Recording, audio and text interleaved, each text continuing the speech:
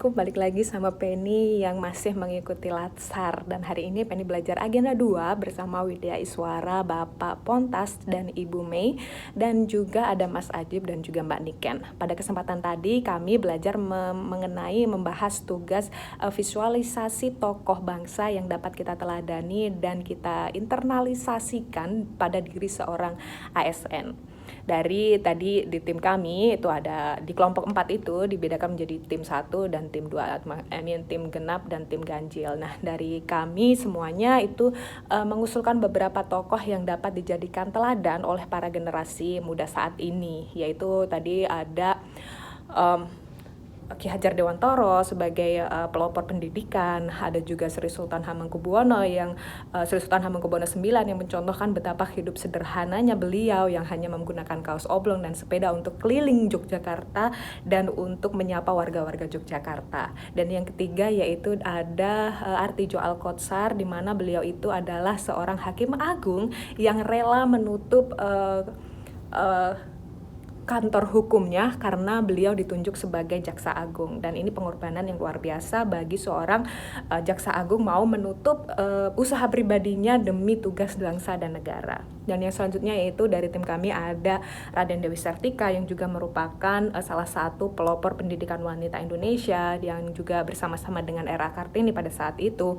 Dan juga kami membahas masalah tentang Bung Hatta yang memiliki contoh yang jujur dan yang solidaritasnya tinggi, dan beliau juga merupakan sang proklamator yang mau mengembalikan uang gaji wapresnya, taktis wapresnya. Dan juga selain itu kami membahas juga tentang B.J. Habibie yang beliau mana rela kembali ke Indonesia hanya untuk diminta oleh Presiden Soeharto kala itu untuk mengembangkan iptek di Indonesia, dan setelahnya beliau menjadi Menristek di tahun 1978.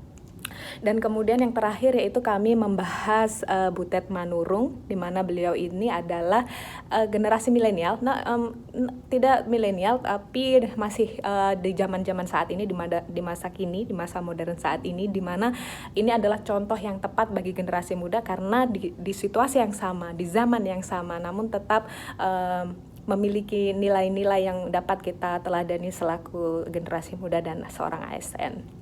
Dan dari beberapa tokoh-tokoh tersebut yang dapat menjadikan contoh kita untuk berbuat lebih baik. Jadi dari kesimpulan yang dapat saya terima tadi bahwa tokoh-tokoh bangsa tersebut memberikan contoh yang salah satunya adalah jujur, mereka mau jujur dan disiplin, bertanggung jawab, peduli kepada sesama, saling tolong-menolong dan tidak membedakan suku, agama, ras, dan juga mereka berjiwa perjuangannya tinggi, mencintai tanah airnya tinggi, dan rela berkorban demi kepentingan bangsa dan negara di atas kepentingan pribadi yang seperti yang dicontohkan oleh Artijo Alkotsar, dan juga kesederhanaan dari beberapa tokoh tersebut seperti Sri Sultan Hamengkubuwono IX dan juga Butet Manurung sendiri. Dan itulah tadi beberapa nilai-nilai yang dapat kita teladani dari tokoh. Namun yang menjadi perhatian saya adalah yang menarik saya, yaitu saya membahas mengenai Butet Manurung. Kenapa Butet Manurung itu sangat menginspirasi sekali? Yang pertama, beliau adalah wanita yang memiliki rasa peduli kepada sesama yang begitu tinggi, rasa ingin mencerdaskan kehidupan bangsa, mencerdaskan anak-anak muda ya, di mana mereka itu anak-anak yang tidak dapat terjangkau oleh pendidikan formal, dan ini dilakukan oleh Butet Manurung. Dia berani untuk mendatangi masyarakat pedalaman hanya untuk memberikan mereka edukasi, baik itu edukasi yang hanya baca tulis dan juga advokasi.